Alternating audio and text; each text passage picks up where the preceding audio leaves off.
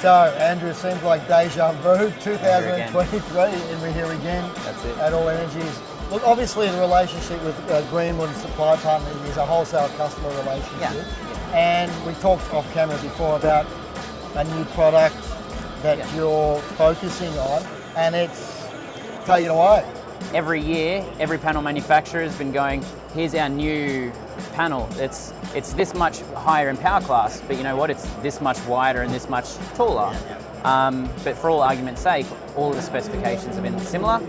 We're really excited about the new Phono Helios panel because it's actually got far better specifications than we've seen for a very long time. Right. It's got an excellent power temperature coefficient, very similar to one of the most premium panels in the market. Right. So what does that mean? Can you say the name of that premium panel, or maybe we don't? We'll leave it at that. Yeah. Okay. But it actually means something because the hotter the panel gets, the less it's going to derate. It's going to produce more, it's going to save the customer more. That's meaningful. It's got a dual glass, so without the backing sheet.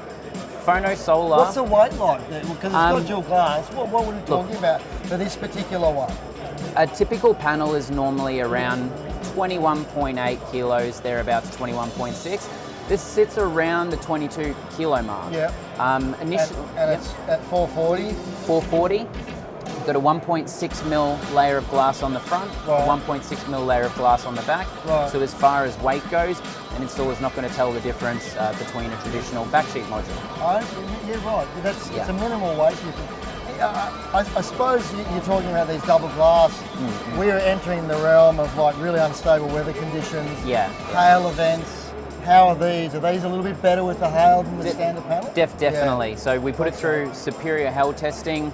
They do really well on the cyclone testing for the NT. Yeah, right. And even if you're not on the NT, it still works really well to sell because, hey, we get cyclones and bad weather across Australia. Right. But just the dual glass aspect alone, you go and talk to any installer on this floor, you ask them, what's the biggest point of failure in solar panels? It's going to be moisture ingress. Yeah, absolutely. Backing sheet failure. Now, that's why Phono's comfortable giving it a 30-year product warranty. This is a fair whack on a warranty. Yes. So, and we talked a little bit off camera before about them offering this kind of warranty on the double glass situation compared to their other models and the reasons why. But yeah, it's fantastic that they're actually, because we know solar panels are going to last a long time. Yeah. I mean, the oldest solar panels probably still operating. Are they, with the performance, are you talking about a lower degradation per year?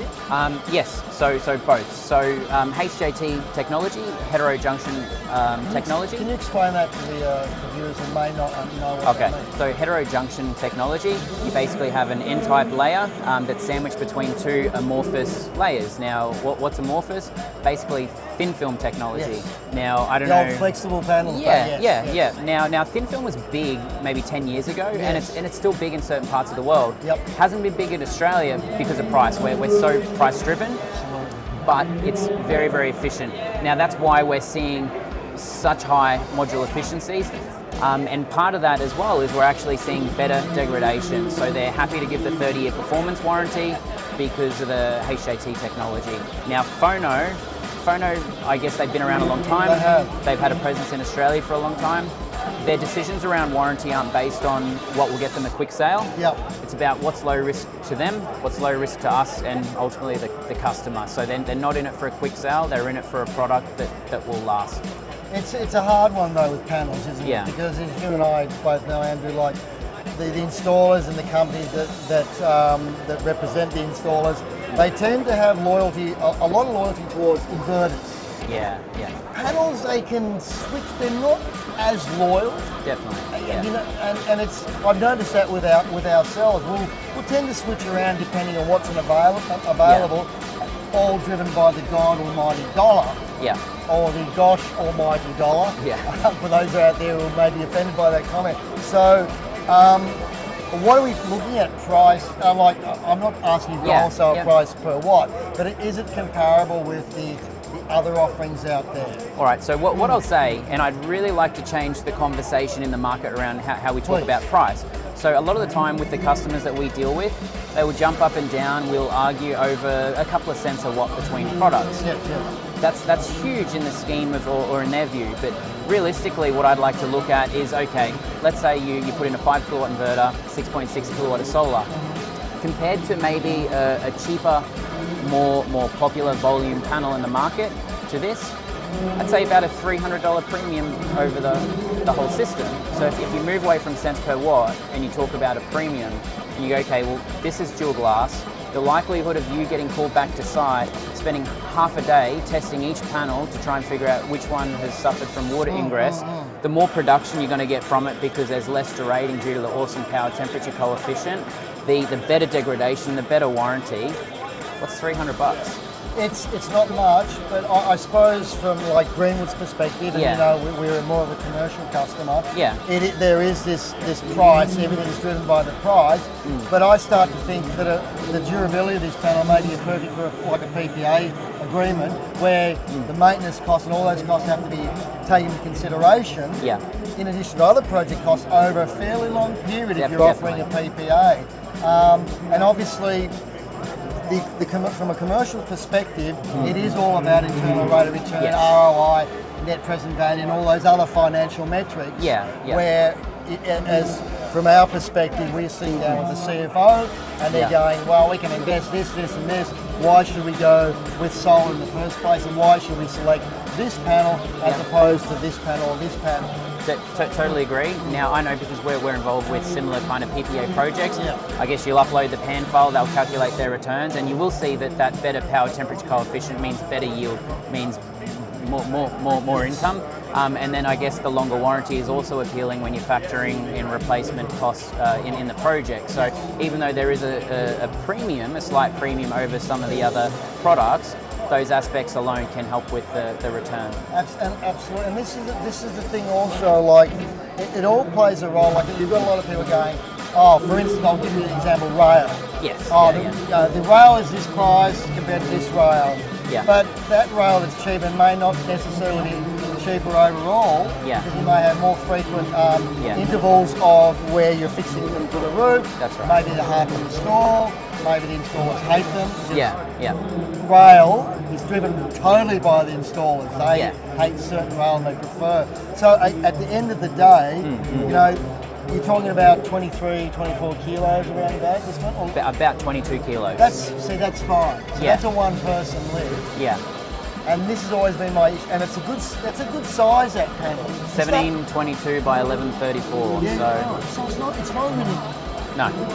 So really, when you've got limited roof real estate, it might be a more economically viable option to go a panel that is smaller, taking into consideration the fatigue of carrying some 500 or 500 watt plus panels. When is it going to end? I don't like those big panels. No, and you see constantly, and especially at these shows, like, look at our new 700 watt panel, look at our new 800 watt panel, but who's actually using them?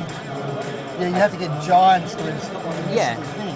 And unless those systems are actually some pre-engineered, pre-railed system, which there ain't too many of those around, I honestly think it's better to go down a size, taking all those things into consideration, and I've been doing a bit of modelling with the spreadsheet, so I think we can sort of agree on that. I like the look. They're quite are they quite narrow, the panels? 30 mil. I really wish so. Obviously, panels typically been getting longer and wider. They've also been getting thinner frames. Now I don't like that. If you look at the cyclone testing data of the panels as the years have progressed, you had 50 mil frames, 45, 40, 35, 30. We're even seeing some brands now with 28 mil frames. And what you're finding is that the wind loads they can withstand is just getting less and less.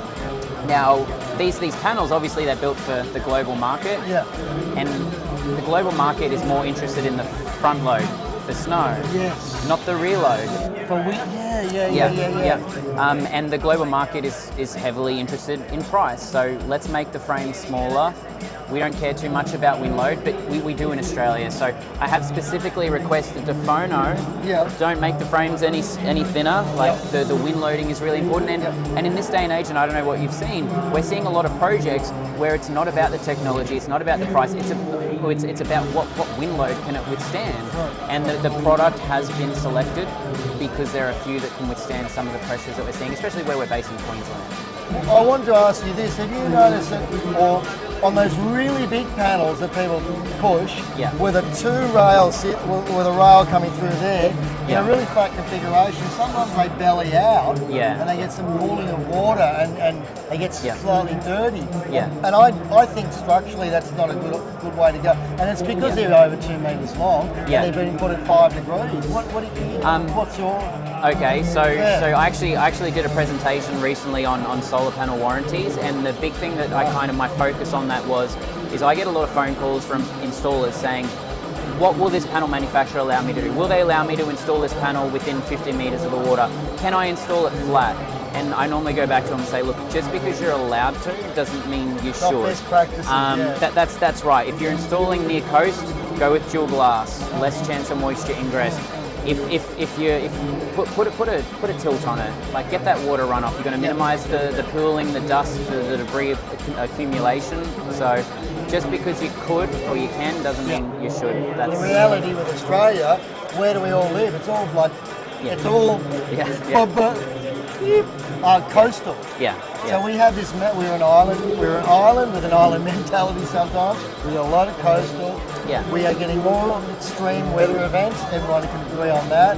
So you have to. I mean, think of the hail events that we've experienced over the last couple of years, both from Queensland all the way down. Yeah. It's been some pretty severe. I mean, some of the hail has been pretty damn big. So I think that's the other thing. If the panel is configured in a flatter configuration, it's more susceptible to the hail as opposed to on an angled point of view. Yes. Yeah. So that should play a role, especially when these things last so long. Yeah. And from a commercial perspective, again, they are looking at a 20-year, 25-year metric. So what do you see this panel being? What's the main market for this panel? Is it the premium residence? Is it the small commercial? Is it both? What's the main focus? Look, definitely the main market is residential. Yep. We have opened it up to commercial though. Phono just announced recently they're actually extending the product warranty to commercial installations. I believe per commercial installations they'll get the 25-year, not the 30-year, but 25-year on a commercial panel is still good. Yeah. But yeah, definitely targeting the resi market. And what we're trying to do is to give homeowners a premium panel, the premium latest technology without the premium price point. Yeah, that's great. Now, what else is supply partners got that's out of the box, interesting? A bit. Can we go for a wonder? What are we looking here? So here we have the Clipsal Cortex, the 1 metre to rule them all. Now, basically, what Clipsal's... So that's a reference to Lord of the Rings, isn't it? I'm sure they won't admit that. There might be some 1 metre copyright. to rule them all. I love it. Yeah. That's good. But basically, look, the monitoring space has been quite stagnant lately. And look, to be honest, inverter manufacturers, their monitoring platforms are pretty good these days. So they've had to take it to another level. So the 1 metre to rule them all, load control, intelligent load control, hot water system, pool pumps, export limiting at the moment. First cab off the rank, SunGrow. So you can actually export limit your SunGrow inverter. Now, would that be acceptable as a hard limit by the distributors? As far as the SunGrow knows, yeah. it's a SunGrow energy meter. The SunGrow doesn't know any different. So it's actually just in place of the SunGrow meter. So not only that, it talks to the internet via cellular 4G. It also has Wi-Fi capability in there. Now, the biggest problem I face, I'm in the technical team at Supply Partners, is Wi-Fi. I can spend hours on the phone each day trying to sort Wi-Fi. Now, it'll connect to the homeowner's router, and it will talk to the over Wi-Fi as its main priority. If there's an issue, if they get a new router, if there's an internet dropout, it'll fall back on the 4G. Yeah, wow. Now, if there's an issue with 4G, it can fall back on the router. So Clipsal, their main concern, or one of their main concerns, is about redundancy. So no matter which way it goes, you'll have your data online. They also have other things such as trying to figure out what plan you should be on to get the most amount of savings. They're currently working on OCPP integration, so you can pull the data from EV chargers. talking to solar inverters to pull battery data. So that's why they're saying 1 meter to rule them all. It's all about just smart management. So at this point in time, it really is all about communication protocols. As systems start getting more complicated with different inputs, whether it's a lithium iron phosphate solution with solar, maybe some wind, microhydro, and by the way, there's flywheels. We're looking at a project at the moment. And the ability for those things to all talk to each other. And I think really every electrician worth their salt should be really spending a bit of time learning this stuff, because that's how it's going to go. And because we all know how hard it can be to commission a system. And that's another thing with the loyalty, isn't it? Like, I get used to commissioning a Fronius or a Sungrow, and I'm more inclined to stick with that product than to go and look at, say, a G. You do the GEs? The GE, They're pretty, they're very similar to the Sungrow, aren't they? So very similar to the Goodwee, the Sungrow, so setting it up is super simple. One thing I like to educate installers, sometimes when an installer's trying a new brand for the first time, maybe they get a bit frustrated because it's not used to the way that they normally do it. I just say, look, I understand it's a new product for you, but that product that you know inside and out you're very comfortable with, if you came to that product today, never touching it before, how easy do you think the commissioning would go? Now, energy storage. So Fox ESS, Fox ESS's parent company, they're one of I believe they're the largest producer of stainless steel in the world. They have a lot of money. Now, very similar to BYD, Fox ESS is entirely vertically integrated. They own the mines, they mine the material, they build everything from scratch. Now, when I have this particular unit at my house, and you can tell the amount of effort they put into it, the quality of it, you can tell they have control over every aspect of the supply chain. Very similar to BYD. We've also got the Goodwee HV stackable battery here. This is now going to be referred to the Gen 1 battery because they've just announced their Gen 2. Very similar in appearance to this. I think the huge thing that the new Gen 2 battery is going to do for the market is the price point. The price point is like nothing we've seen.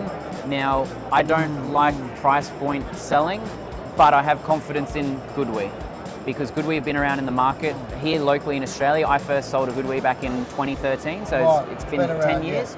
Mike Zhang, the head of Sungrow's tech support, he's still there. They're all there. They've grown the brand significantly. So that new battery is going to do huge things for their business. What voltage are we running at with this one? So they are high voltage. The new Gen 2 battery, it's going to be 3.2 kilowatt hour modules. So each of these where's a mod? So this is a module. So the new Gen 2 is going to be 3.2 kilowatt hour module. It's going to be a minimum of 3 of them, 9.6, maximum of 25.6, with up to 8 towers in parallel. Which you think, when would I ever do that? Well, Goodwee do 29.9 kilowatt three-phase hybrids. So when you're talking that amount of PV and potential storage, you're going to need a lot of batteries. As part of your role, do you have to sort of like educate some of the installers, well, maybe not the installers, but their salespeople who are going out to the customer and selling these undersized batteries? And the poor customer thinks this battery's backing up their whole house. And if they've made the mistake of wiring it such a way to back up the whole house as opposed to a dedicated circuit, they'll get back up maybe for 5-10 minutes. Or something will trip because there's too many loads. Is that something you have quite a few conversations about? Definitely. Education? Definitely. And I actually still kind of have some disagreements with installers who, there are very different ways of achieving backup. You've got like the Fronius Gen 24 and Tesla who handle their backup externally, or you've got the likes of Sungrow, Goodwee, GE that handle it internally. Pros and cons to each.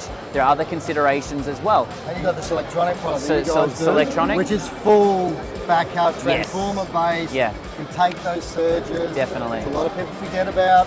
And so you're covering all bases. Really. And I think the big part of the market that needs to be educated as well is understanding when you're pairing a battery with an inverter, what the actual output will be. You might have a 10 kilowatt inverter, but if you only go and pair it with a 9.6 kilowatt hour battery, you're potentially going to be limited by the battery's output power. It's weakest link in the chain stuff, isn't it? That's right.